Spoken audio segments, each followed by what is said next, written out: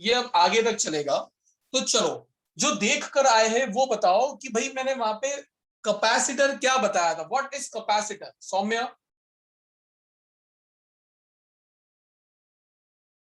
Capacitor क्या होता है? It is an arrangement where two conductors are placed separated by a small distance. वापस बोलिए, आपकी आवाज आवाज बहुत फीबल है। Um, Capacitor is an arrangement where two conductors are placed beside each other with a small distance separating them. Alright, but ये तो उसका आपने मुझे बेसिकली फंक्शन या उसका यूज नहीं बताया। आपने मुझे बता दिया कि कैपेसिटर दिखता कैसे है, बनता कैसे है, वो अपनी जगह सही है। बट कैपेसिटर को सौम्या इलेक्ट्रिकल सर्किट में किस पर्पस से रखा जाता है, किस क्या यूज होता है उसका?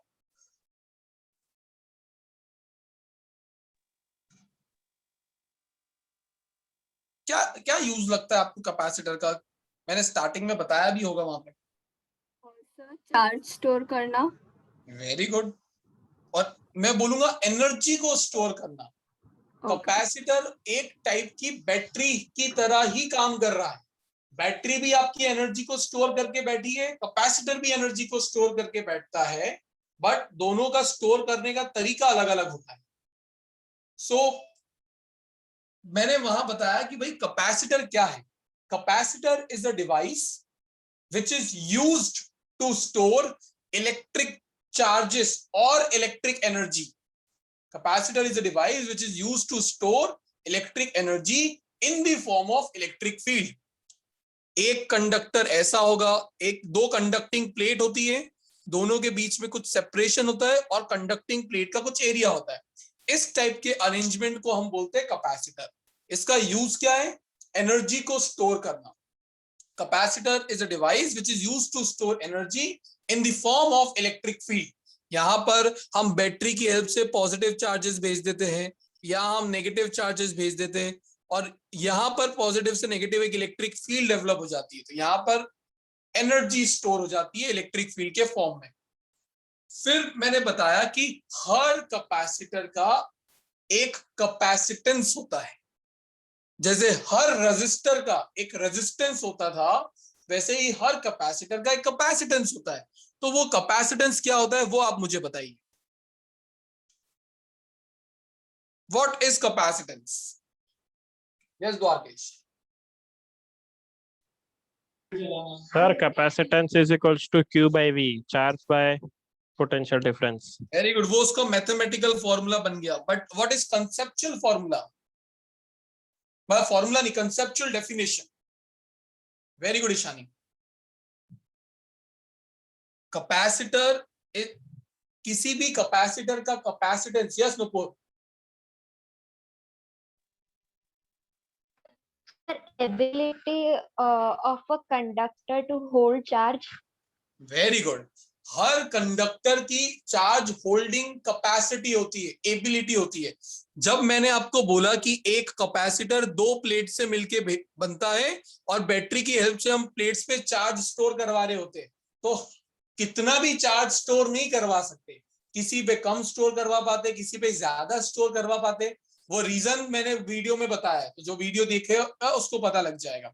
बट जो इसकी चार्ज स्टोरिंग एबिलिटी है, चार्ज को होल्ड करने की एबिलिटी है, वही इसका कैपेसिटेंस होता है। तो एक डेफिनेशन कैपेसिटेंस का क्या हो जाता है? It is the ability of the conductor to hold electric charges. और दूसरा डेफिनेशन फॉर्मूले पर से आता है। तो यहां पर मैंने बताया था कि जब आप यहां पे चार्जेस को स्टोर करवाओगे, तो जितना ज्यादा चार्ज स्टोर करवाओगे उतना ही ज्यादा क्या बढ़ेगा? पोटेंशियल।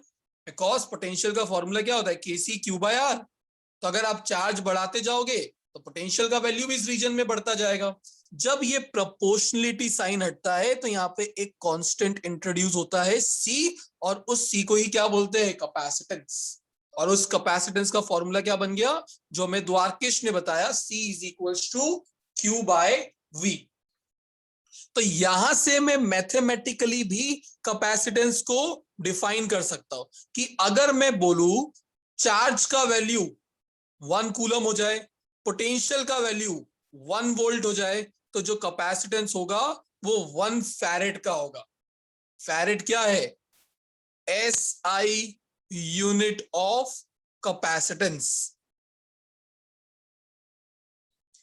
तो इसको मैंने लिखवाया था, capacitance of a conductor is defined as the charge required by conductor to increase its potential by 1 volt. मतलब ये वाली डेफिनेशन नहीं बता रहा हूं, ये तो 1 कैपेसिटेंस की होगी, 1 फैरेड की होगी। अगर मैं V को 1 वोल्ट कर दूं तो क्या C का वैल्यू Q के बराबर ही हो जाएगा? अगर इस फॉर्मूले में V को कर दिया जाए 1 वोल्ट तो C Q के बराबर हो जाएगा। तो डेफिनेशन क्या हुआ? Capacitance of a conductor is defined as the charge required by conductor to increase its potential by 1 volt. एक कंडक्टर को अपने पोटेंशियल को 1 वोल्ट से बढ़ाने के लिए जो चार्ज चाहिए होता है वही उसका कैपेसिटेंस बन जाता है। तो ये इसका एक डेफिनेशन हो जाता है। अगर मैं SI यूनिट की ही बात करूं तो मैंने बताया था वीडियो में कि भाई कैपेसिटेंस इस फॉर्मूले से यूनिट क्या बनेगा? चार्ज का यूनिट कूलम, कैपेसिटेंस का वोल्ट। तो coulomb per volt, but generally coulomb per volt use ना करके क्या यूज किया जाता है? फैरेड, जिसको F से रिप्रेजेंट करते हैं। तो जनरली आपको फैरेड ही मिलेगा इसका SI यूनिट। और अगर मुझे 1 फैरेड को डिफाइन करना हो तो ये तरीका यूज किया जाएगा 1 फैरेड को डिफाइन करने की। क्या? ये भी मैंने लिखवाया था कि भाई 1 farad capacitance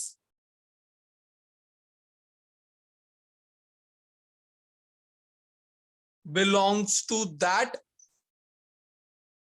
conductor which needs 1 coulomb charge to increase its potential by 1 volt. ये मैंने 1 फैरेड कैपेसिटेंस का डेफिनेशन वहां पे लिखवाया था आपको वीडियो में। तो सबसे पहले आपको पता होना चाहिए, जब आपसे कोई पूछे कि कैपेसिटर क्या होता है तो आपको ये बताना रहेगा कि sir capacitor is a device. क्या है? कैपेसिटर एक ऐसा इलेक्ट्रिकल डिवाइस है which is used to store energy, which is used to store energy in the form of electric field। फिर सेकंड डेफिनेशन जो आपको पता होना चाहिए वो क्या होगा? हर कैपेसिटर की अपनी एक औकात होती है चार्ज को स्टोर करने की, किसी की ज्यादा तो किसी की कम। वही औकात किससे मेजर की जाती है? उसके कैपेसिटेंस से। तो कैपेसिटेंस क्या हो गया? It is the ability of the conductor to hold और टू स्टोर इलेक्ट्रिक चार्जेस। अब ये किस पर डिपेंड करेगा वो आपको वीडियो में ही देखना पड़ेगा। मैंने वहां पे बताया है डाइलेक्ट्रिक ब्रेकडाउन करके एक टर्म, तो वहां से आपको आइडिया लगेगा। फिर कैपेसिटेंस को डिफाइन करने का दूसरा तरीका ये, और 1 फैरेड कैपेसिटेंस को डिफाइन करने का ये।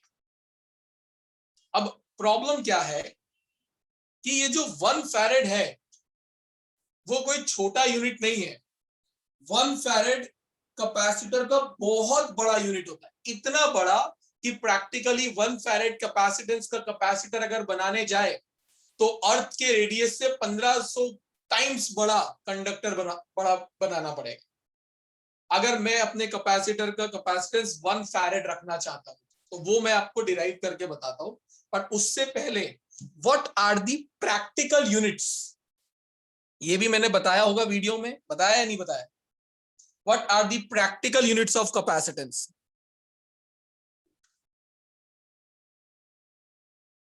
बताओ भाई अनम्यूट करके, कौन कौन से प्रैक्टिकल यूनिट्स थे जो आपको न्यूमेरिकल में मिलेंगे capacitance? Yes Preet. Milli farad, micro farad, pico farad. Very good. एक मिलेगा मिली फैरेड, एक मिलता है जनरली माइक्रो फैरेड, और एक मिलता है पिको फैरेड। तो इनके कन्वर्जन आप लोगों को पता होने चाहिए कि अगर मिली फैरेड को करना है तो इंटू 10⁻³ करिएगा, माइक्रो फैरेड का मतलब 10⁻⁻6 फैरेड, और पिको का मतलब होता है इंटू 10⁻⁻12। तो ये कुछ प्रैक्टिकल यूनिट्स होते हैं कैपेसिटेंस के, इतने इस वैल्यू के कैपेसिटेंस मिलते हैं। इसको आप ऐसे भी समझ सकते हो, कभी अगर आपके घर पर फैन आपने चालू किया हो और स्पीड रखी हो 5 की, पर वो 5 की स्पीड पे चल ही नहीं रहा है, वो चलता तो ऐसे जैसे मरा मरा 1 की स्पीड पे चल रहा है, तो जब आप इलेक्ट्रिशियन को बुलाओगे तो वो करेगा कुछ नहीं, वो उस फैन को ओपन करके उसके ऊपर वो जो एक कैप लगी होती है उसके अंदर कैपेसिटेंस लगा होता है उसको चेंज कर दे। जैसे ही कैपेसिटर को चेंज करेगा वो वापस चलने लग जाएगा। या अगर अभी रिसेंटली, क्योंकि गर्मी का सीजन था बोलूंगा, अभी यार 2 दिन से तो गायब हुआ है, तो अगर एसी, घर का कोई किसी का एसी में गड़बड़ी आई हो कि भाई ठंडी हवा नहीं फेंक रहा है, जो हवा एसी से आ रही है वो गरम गरम निकल रही है, तो 2 ही प्रॉब्लम हो सकती है आपके एसी में। या तो उसका गैस खत्म हो गया है, तो आपके पेरेंट्स को पड़ा 3-4 हजार का फटका अगर गैस खत्म हुआ है तो, और दूसरा उसके बाहर जो आपका डिवाइस, वो कंडेंसर वाला पार्ट लगा होता है, वो उसमें एक कैपेसिटर होता है, वो आके चेंज कर देता है, वो 800 के आसपास का आता है, वो चेंज करता है, तो वो वापस से ठंडी हवा फेंकने लग जाता है, इस टाइप का दिखता है वो, तो ये आगे वो चेंज कर देगा। अभी मैंने भी करवाया है चेंज, इसलिए मैंने रख लिया, मेरे काम आएगा तो मैंने तो ये बेसिकली कैपेसिटर है। और ये कैपेसिटर सिर्फ ऐसे ही नहीं दिखते कि 2 प्लेट लगा दी और ये कैपेसिटर बन गया, इसके अलग अलग शेप होते हैं, मार्केट में नाम भी अलग अलग होते हैं, कोई माइका कैपेसिटर है, कोई प्लास्टिक कैपेसिटर है, कोई पेपर कैपेसिटर है, तो शेप वाइज भी चेंज होता है, कोई सिलेंड्रिकल शेप का आएगा, कोई स्फेरिकल शेप का आ सकता है, तो शेप्स अलग होंगे पर प्रिंसिपल सबका सेम होता है कि 2 कंडक्टर एक स्मॉल डिस्टेंस से सेपरेटेड होते हैं। जब आप 2 कंडक्टर को एक स्मॉल डिस्टेंस से सेपरेट कर दो तो ये मिला के जो बनाते हैं उसको हम कैपेसिटर बोलते हैं। काम क्या है? चार्जेस को स्टोर कराना, एनर्जी को स्टोर कराना in the form of electric field. तो डिवाइस, ये आपके घर में कोई भी अप्लायंस लगाओ, कोई भी, सब इलेक्ट्रिकल अप्लायंसेस के अंदर कैपेसिटर होगा ही होगा, ये उसका एक्टिव एलिमेंट है, ऐसा एलिमेंट जो होगा ही होगा। तो एक होता है रजिस्टर, एक होता है कैपेसिटर, और तीसरा होता है इंडक्टर, जो आप चैप्टर 6 में जाके समझेंगे। ये 3 चीज के बिना कोई भी इलेक्ट्रॉनिक डिवाइस नहीं बन सकता, जब आप इंजीनियरिंग करेंगे तब भी ये बहुत काम में आने वाला है। तो ये आपका मैंने basic capacitor and capacitance explain किया। नाउ अब मुझे बताओ कि अगर मैं चार्ज को बढ़ा दूं तो कैपेसिटेंस पे क्या फर्क पड़ता हो? जिन्होंने वीडियो देखा है वो चुपचाप रहेंगे, बाकी तो बता सकते हैं ना। अगर मैं कैपेसिटेंस, चार्ज को बढ़ाऊं तो कैपेसिटेंस पे क्या फर्क पड़ता होगा? और मिस्टर देवम,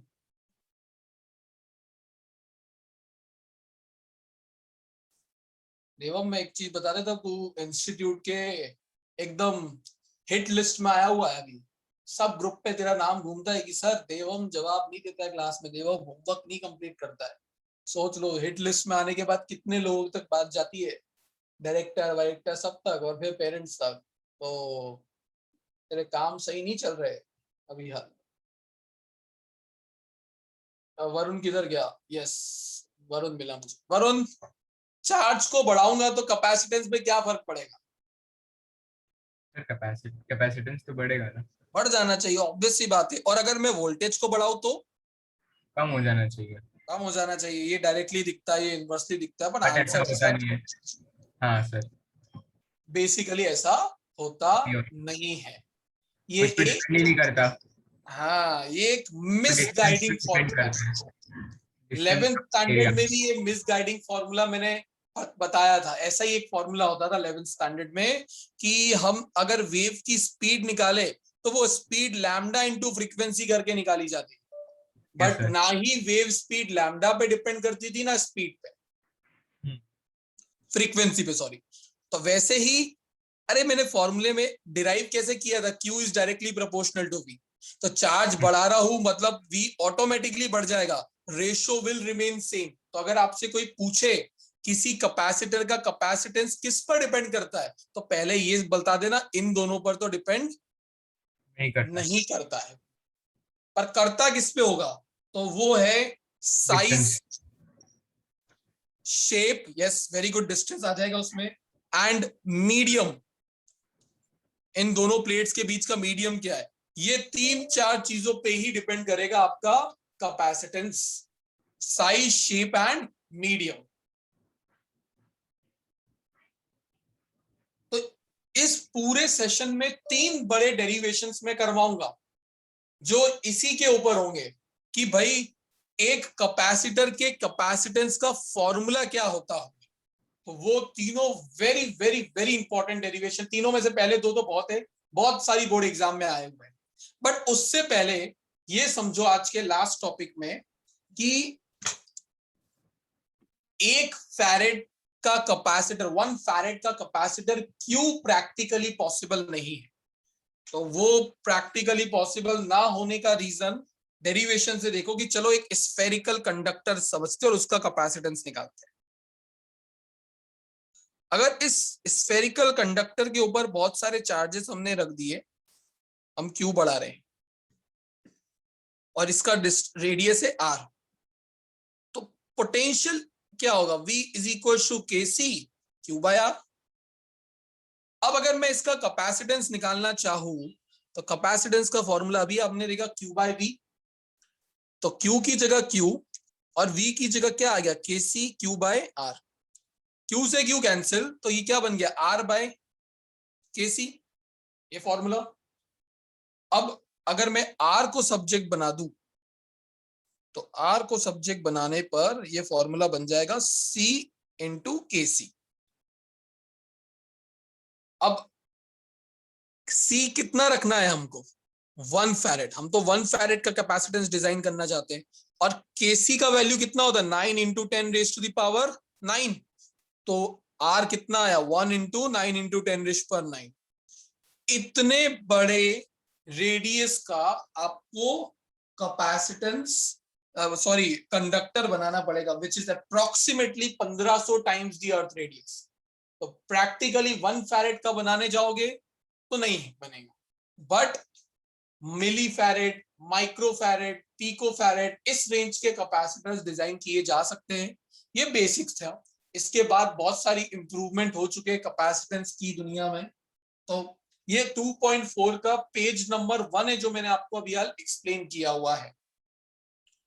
अब जिस तरीके से ये होता था आपका नॉर्मल रजिस्टर का रिप्रेजेंटेशन, बट 10th स्टैंडर्ड में बताया जाता था इस पे जब एक एरो डाल दिया जाए तो दिस इज वेरिएबल रजिस्टर, है ना। वैसे ही ये होता है आपके नॉर्मल कैपेसिटेंस का रिप्रेजेंटेशन, बट यहां पर ये वाला होगा वेरिएबल कैपेसिटेंस का रिप्रेजेंटेशन। जब भी ऐसा एरो बना है तो समझ जाना एक वेरिएबल कैपेसिटर है। तो आपको पेज नंबर, अच्छा ग्राफ की बात की जाए तो अभी मैंने बताया था Q is directly proportional to क्या है, V। तो अगर Q वर्सेस V का ग्राफ बनाया जाएगा तो वो स्ट्रेट लाइन आएगा, बट कैपेसिटेंस का ग्राफ बनाया जाए Q के साथ या V के साथ तो कैपेसिटेंस Q और V पे डिपेंड करता है या नहीं करता है, नो। तो कैपेसिटेंस का ग्राफ तो स्ट्रेट ही आएगा, Q और V को चेंज करने से कैपेसिटेंस पे कोई फर्क नहीं पड़ना है। तो ये वाला पार्ट प्लीज याद रखिएगा। अब अगला वाला जो पार्ट है वो वैसे भी पूरा का पूरा डेरिवेशन होगा, तो वो डेरिवेशन वाला पार्ट मैं अभी आधा करवाऊंगा तो भी आपका टाइम खत्म हो जाएगा, फिर टेस्ट है आपका।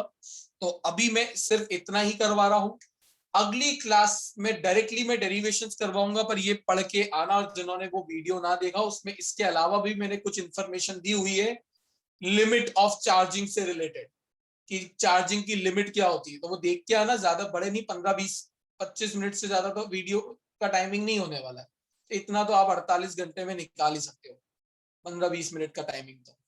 तो प्लीज देख के आइएगा। आदि ये जो स्टूडेंट 30 मिनट्स की क्लास में भी 20 मिनट्स लेट आते हैं, 10 मिनट क्या करने क्या आते हो तुम, मुझे ये बताओ।